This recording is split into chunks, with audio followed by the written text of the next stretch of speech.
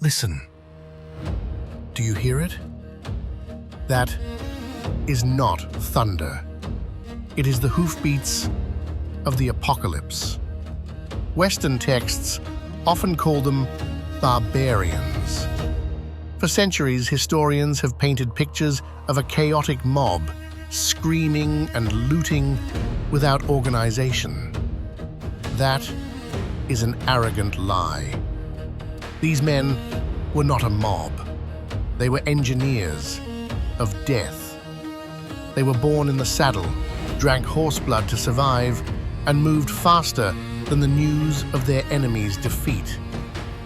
700 years before the world knew the concept of blitzkrieg, the hooves of Genghis Khan turned the strongest citadels of human civilization into ash.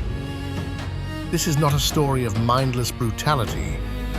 This is the story of how an outcast tribe forced the entire world to kneel before the eternal blue sky.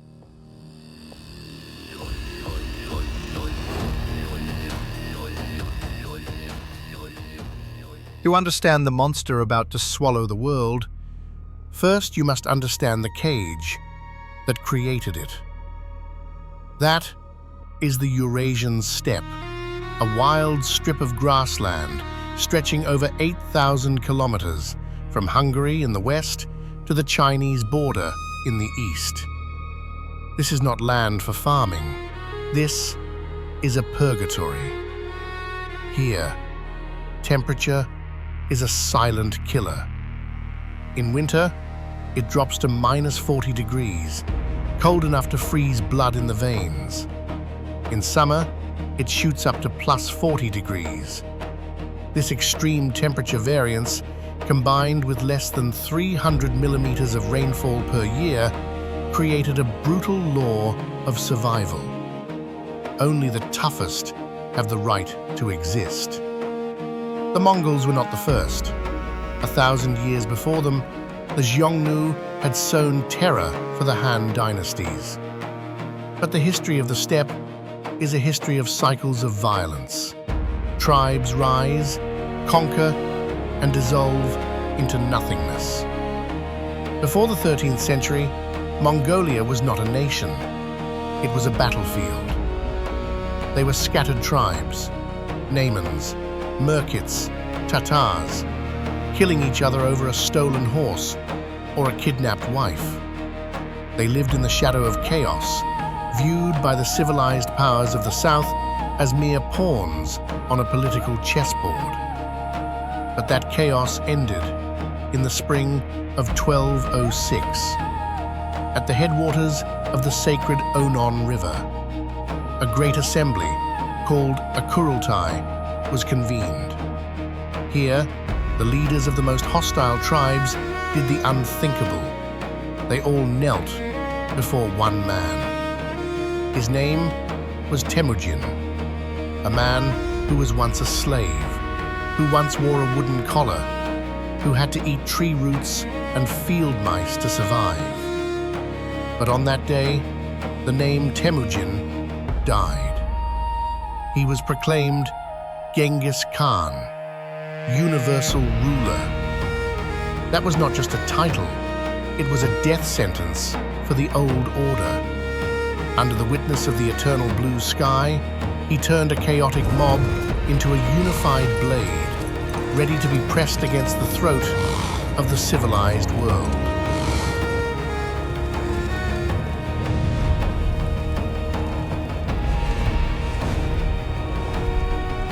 War, at its core, is a calculation of the stomach.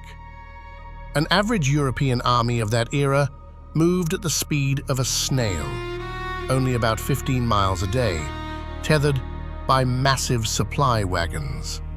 The Mongols severed that tether. They did not bring food, they drove their food with them. Each Mongol cavalryman brought 3 to 4 spare horses. They swapped mounts mid-gallop. More importantly, they carried the ultimate survival technology, arul, dried curd cheese, crushed and preserved for years.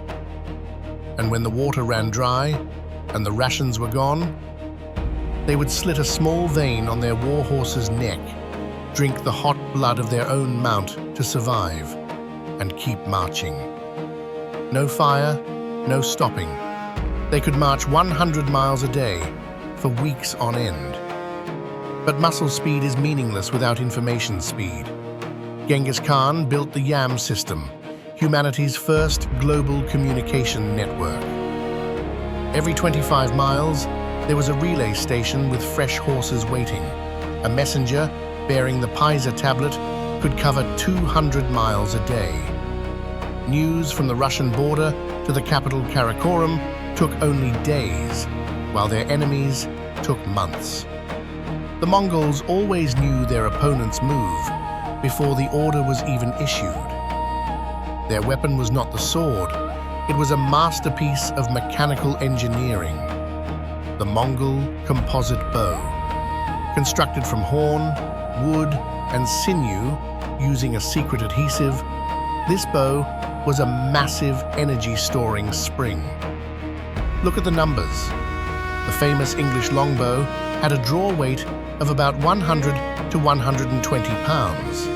The Mongol bow, it reached 160 pounds. That power allowed them to kill at 350 yards, nearly 100 meters further than the range of any European marksman of the time. They didn't need hand-to-hand combat. They killed enemies from a distance, where the opponent couldn't even clearly see their faces. And when the enemy thinks they are winning, that is the moment they are dead. Their cruelest tactic, Mangudai, the feigned retreat. Mongol cavalry would feign panic, drop their weapons, and turn to run. The arrogant European knights, blood-drunk on victory, would break formation to give chase. They chase the prey right into the trap. And then, the prey turns around. The smiles vanish. The trap snaps shut. It is no longer a battle. It is an execution.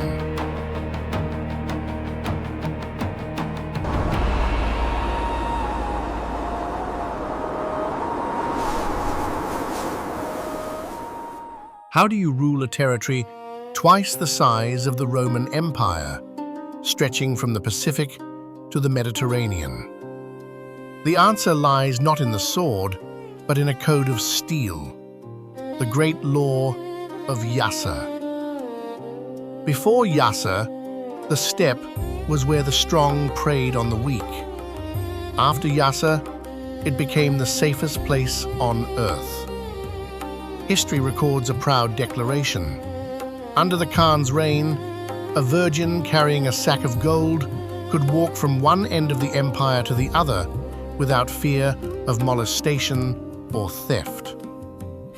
Theft, adultery, or lying, all were punishable by death.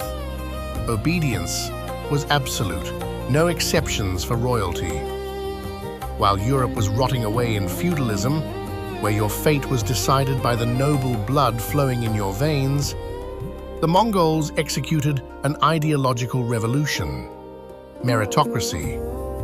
Genghis Khan did not care who your father was, he only cared about what you could do. Look at Subutai. He was no prince. He was the son of a poor blacksmith, joining the army at 14. Anywhere else, he would have died a nameless soldier. But under the command of the Grey Wolf, he became the greatest general in human history, commanding over 65 major battles and conquering 32 nations. The Mongol Empire was a brutal yet fair machine of social mobility. And while men dyed the world red with blood, women were the ones actually running the empire. In Mongol society, women held absolute economic power. They managed the herds, organized logistics, and even participated in politics. When the Khans went to war, it was their wives who ruled this nation on horseback. Their wisdom was also shown in another strange weapon: religious tolerance. The Mongols worshipped Tengri, the blue sky, but they never forced the defeated to convert. Christianity, Islam, Buddhism, Taoism, all were welcomed. Monks, priests, and clerics were completely tax-exempt. Why? It was not kindness, it was cold calculation. By buying off the clergy, the Mongols controlled the souls of the people they conquered without spending a single arrow.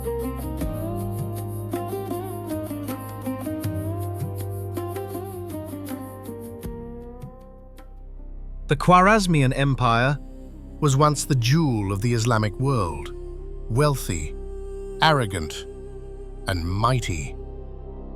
In 1218, the governor of Otrar committed the greatest mistake in military history. He ordered the execution of a Mongol trade delegation on suspicion of espionage. He did not just kill men, he signed the death warrant for an entire civilization. Genghis Khan did not launch a war to conquer, he launched a war to punish. In 1219, 150,000 Mongol cavalry flooded into Central Asia. Facing them were 400,000 Khwarazmians. On paper, Khwarazm had superior numbers, but they made the mistake of dispersing their army to garrison cities. The Mongols taught them a lesson in the concentration of force. Genghis Khan did the unthinkable.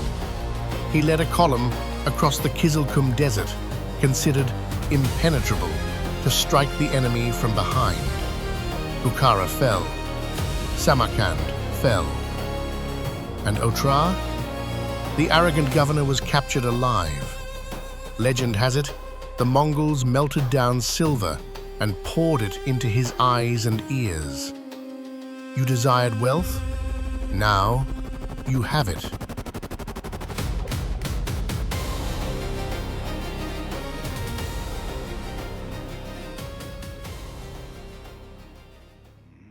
In 1227, Genghis Khan passed away. The world breathed a sigh of relief, thinking the nightmare was over. They were wrong. His son, Ogedai Khan, and the genius General Subutai turned that legacy into a truly global empire. The year 1241, the Mongol war machine turned toward Europe. These were no longer raids. This was an invasion campaign programmed with hourly precision. Look at this terrifying coordination. Subutai split his army into two wings, hundreds of miles apart, yet they operated like two arms of the same body. April 9th, 1241, at Legnica, a European coalition of Teutonic Knights, Knights Templar, and Polish forces under Duke Henry II believed God was on their side. But faith could not stop arrows. The Mongols used smoke to create confusion, then light cavalry to lure the enemy into a trap. Result, Duke Henry was beheaded. His head was mounted on a spear and paraded around the citadel. April 11th, 1241. Just 2 days later, at Mohi, King Bela IV of Hungary faced Subutai's main force by the Sajo River. Here, for the first time, the Mongols used trebuchets as field artillery to clear the way for cavalry to cross the bridge. In just 48 hours, the two strongest armies in Eastern Europe were completely wiped out. The road to Vienna, to Paris, to the Atlantic was thrown wide open. There was no force left strong enough to stop them. But Europe was saved, not by swords, but by death. In December 1241, Great Khan Ogedai died suddenly from alcoholism. By law, the entire Mongol army had to return to the steppe to elect a new ruler. Europe survived, trembling in the luck of history.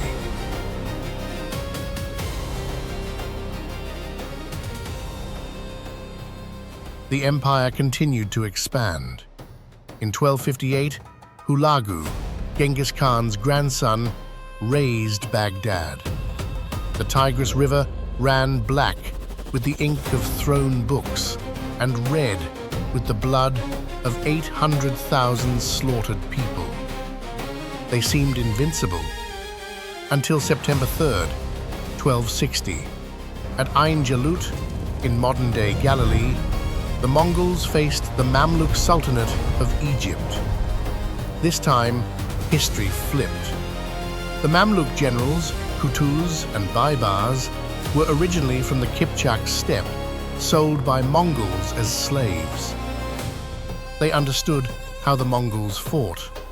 They used the very tactic of feigned retreat to lure the Mongol cavalry into a narrow valley.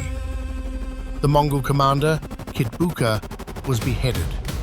For the first time in history, a Mongol legion was completely annihilated and never returned for vengeance. The westward expansion halted. The empire had reached its physical limit.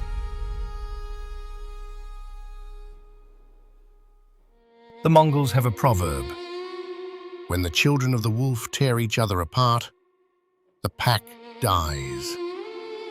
After the defeat at Ain Jalut, a greater disaster occurred, not on the battlefield, but within the royal family itself. In 1260, the great empire was torn apart by the Toluid civil war between Kublai Khan and his younger brother Arik Berk. This 4-year war permanently ended Mongol unity. The empire fractured into 4 separate pieces: the Golden Horde in Russia, the Ilkhanate in Persia, the Chagatai Khanate in Central Asia, and the Yuan dynasty in China. They were still powerful, but they were no longer a unified bloc. The fingers of the Iron Hand had been broken. But the true enemy, the one that would destroy their legacy, carried no sword or spear. It was invisible. The Pax Mongolica trade system they painstakingly built, connecting east and west, became a superhighway for death.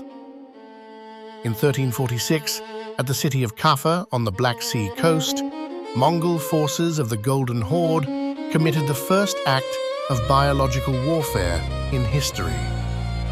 When the plague broke out in their camp, they used trebuchets to hurl infected corpses over the city walls. Ships fleeing Kaffa carried the Yersinia pestis bacteria back to Italy. The result? The Black Death exploded in 1347. It killed 25 million people in Asia and wiped out between 1/3 and half of Europe's population. The plague paralyzed trade routes, the lifeline of the Khanates. Economies collapsed, power vanished.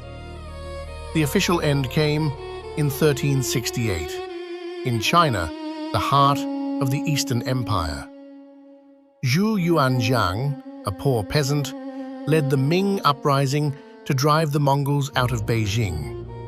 The last emperor of the Yuan, Togon Temur, fled north. After 162 years of shaking the world, the children of the steppe returned to where they began. The ocean of grass gave birth to them, and now the ocean of grass swallowed them once again.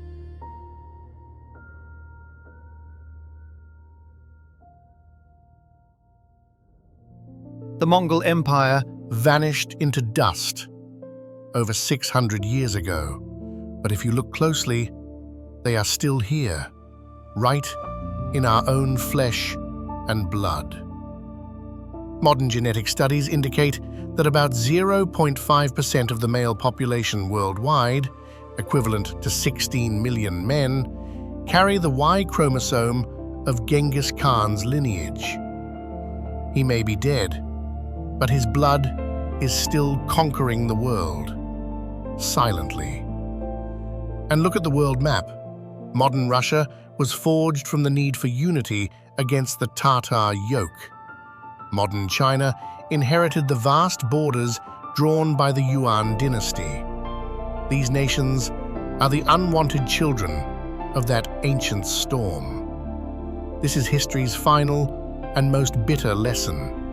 Civilization sometimes springs from brutality. The Mongols killed millions, yet they created the Pax Mongolica, the Mongol peace. They tore open the Silk Road. Thanks to them, gunpowder, the compass, printing technology, and even noodles traveled from east to west. They became the unwitting godfathers of the European Renaissance. They shattered the old walls of the medieval world, forcing humanity to see one another, trade with one another, and learn from one another. History is often written by the victors, but the modern world was built on the ashes of the destroyers. From an abandoned slave boy by the Onon River to the king of the world.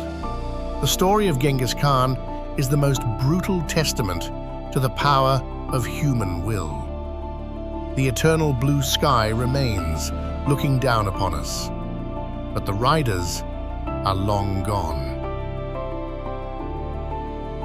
The Mongol Empire has gone to sleep, but listen, in the wind, you can still hear the echo of that ancient wrath. If you wish to continue the journey of decoding lost empires, join us in the next chronicle. Don't forget to leave your thoughts on the Khan's true legacy.